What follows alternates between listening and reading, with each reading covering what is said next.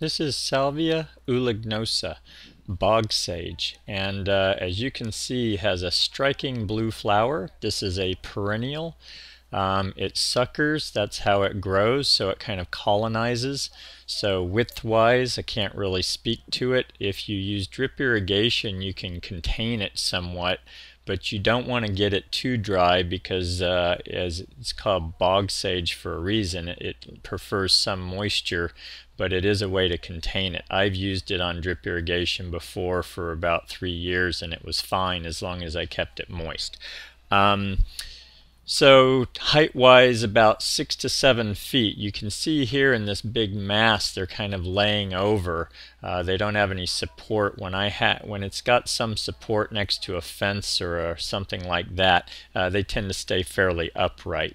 You can see here too that the butterflies like these, as do the bees, the honeybees. So not a good plant around people because although you can't hear them, there are plenty of bees on this plant as well.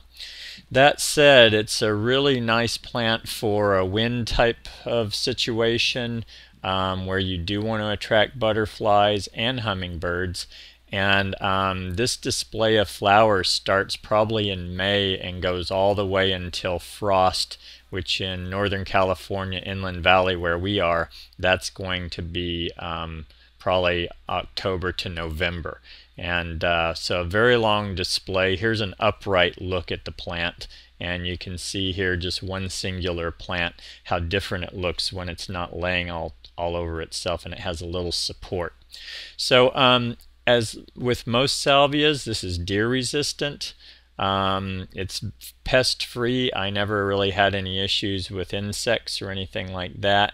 I would say regular garden water is probably your best in terms of water, and prefers full sun, by the way. Shade is not going to be its best situation.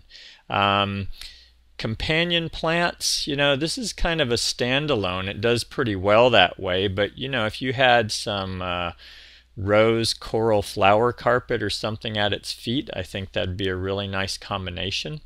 So Salvia ulignosa, bog sage, not a very common plant, but a unique one, and in the right spot I highly recommend it. It has a very distinctive look. Another way to control this is to plant it inside a 15-gallon container and then cut out the bottom to stop the lateral spread of roots.